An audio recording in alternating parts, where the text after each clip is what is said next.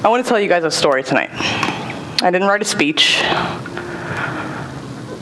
I couldn't write a speech for this story. I want you to bear with me.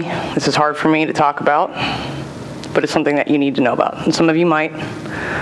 But I want to tell you a story about a dog named Lennox.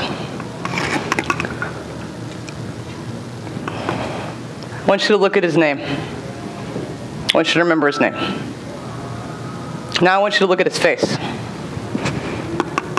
I want you to look in his eyes. Does that guy look like a monster? Does he look like someone, a dog you'd be afraid of going up to?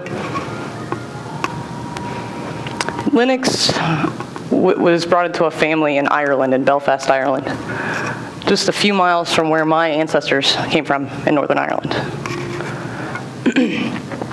He was actually brought into the home for a child who had severe asthma as a service dog. That's him when he was a puppy.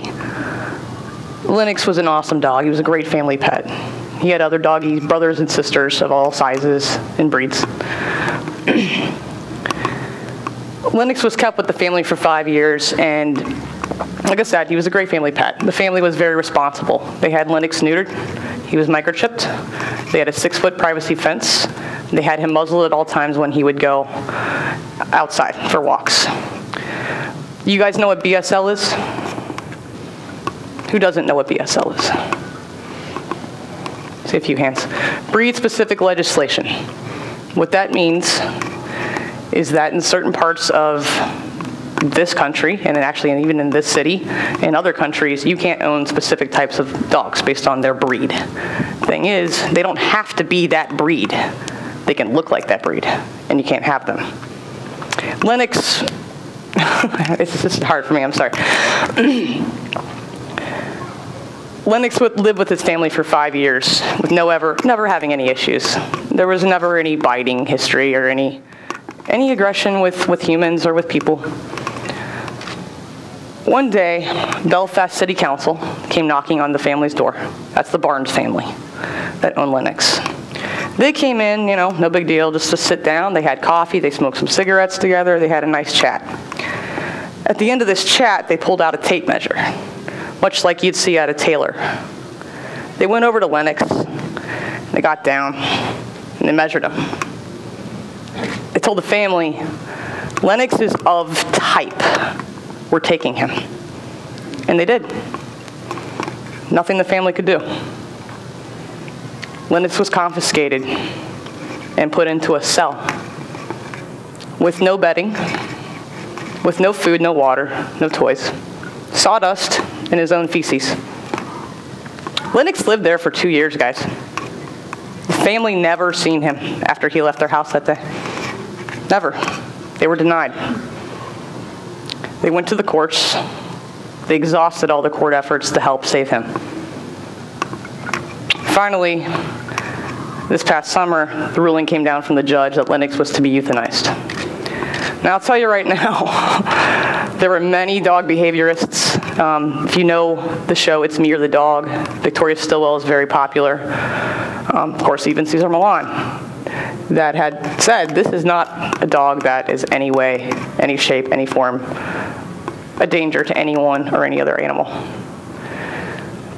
In fact, the same dog warden that said Lennox was a threat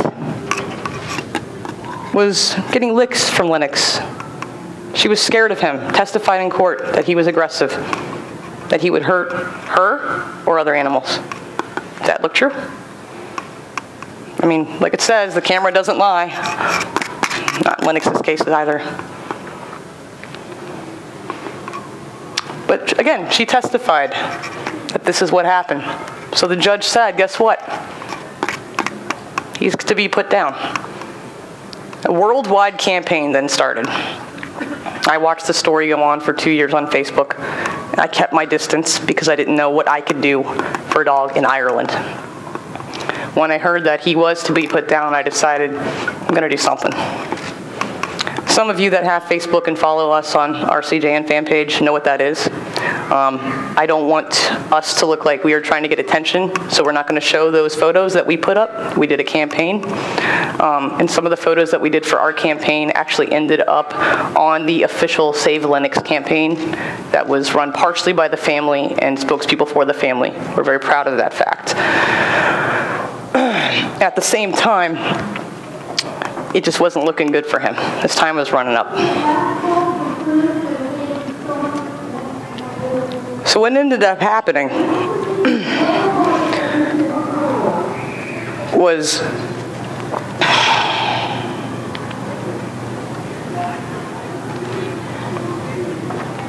that's the conditions that he started to become accustomed to with the Belfast City Council.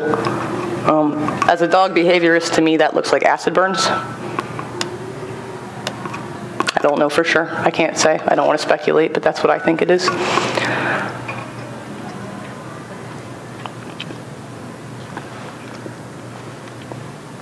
Lennox became my dog. Lennox became a lot of people's dogs. When we put our campaign photos up on Facebook, we got a lot of information and a lot of postings and thank yous from people in countries I don't even know the names of, like never even heard of before. It was crazy and it went viral, but it wasn't enough. I remember July 11th, and I'll never forget July 11th. I made a lot of good friends with some people that do internet radio, and I was lucky enough to be a guest speaker a couple of different times, talking about Lennox. Canine Justice Network, we offered specifically to a press release to Belfast City Council to take Lennox into our own home, make him our own pet, and even pay for the family to come visit him a couple times a year. They turned us down. We offered again. They didn't even bother reading it. We did everything we could do from the side of the ocean. A lot of people from Ireland asked us to put our campaign photos on billboards, and I made phone calls. I stayed up till 6 a.m. so I could call Northern Ireland on their time to talk to them about these billboards. As soon as I mentioned the situation, they hung up the phone on me. Tonight, a gentleman from Belfast purchased a reservation to be here. Obviously, he didn't actually show up, but he was so impressed with our campaign that he decided he wanted to buy a reservation. And Kevin, we're videotaping this tonight. Thank you. July 11th. I keep avoiding wanting to tell you about that date. I was sitting in a chat room on Facebook with friends. It was a chat room about Lennox, and updates were coming in constantly. This was the day they were supposed to put him down. We had people that were on that internet radio show actually flown over to Belfast, and they actually got a meeting with the Belfast City Council themselves. Now, I have to tell you right now, no one had ever gotten a meeting before with the City Council. They would not let anyone talk to them. And again, Lennox had not been seen in public or by anyone of the family in the last 2 years. So we were all a little bit surprised that one of these girls did actually get to go in. So we're all waiting on the internet, and this is 4 o'clock in the morning. So they let her in, and we're all super excited, thinking, oh my God, this could be a big deal.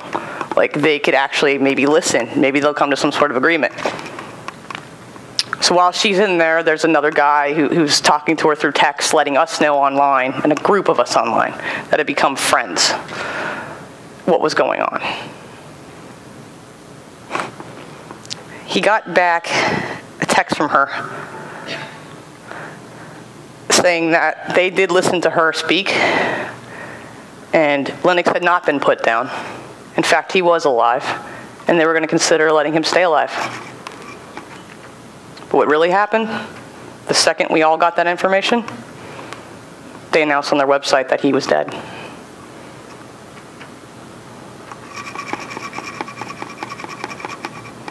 I can't do his speech justice. I can't do his story justice. I sat in that chat room and I cried. I woke up the next day and I cried. And I know some of you may be thinking, it's a dog in Ireland. It's not a dog in Ireland. This This is your dog. This is my dog. I have 2 mixed breed dogs that back before the spring, before Cincinnati lifted the pit bull ban, I couldn't walk my dogs on that side of the street. In Fairfield, you can't have a pit bull. It's not just pit bulls. Again, your dog can look like any of these breeds, and they can be confiscated or killed, or even sent to research labs. We did what we could for Lennox. It wasn't enough. I'll never feel okay about it. I'll never forget it. And I really hope that some of this stays with you. Lennox should never have been a martyr.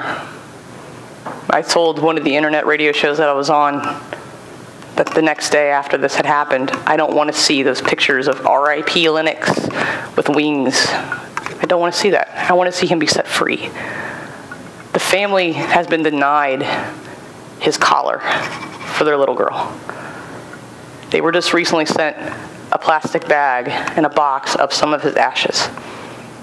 No nameplate, no nothing on it. We don't even know if it's actually his ashes. A lot of people speculate that actually Lennox was killed quite a while ago. We don't know. This is not just one dog's story. This could be my dog's story. It could be your dog's story. Again, I can't do him justice. There's nothing I can say to do him justice, but I at least want you guys to know his story.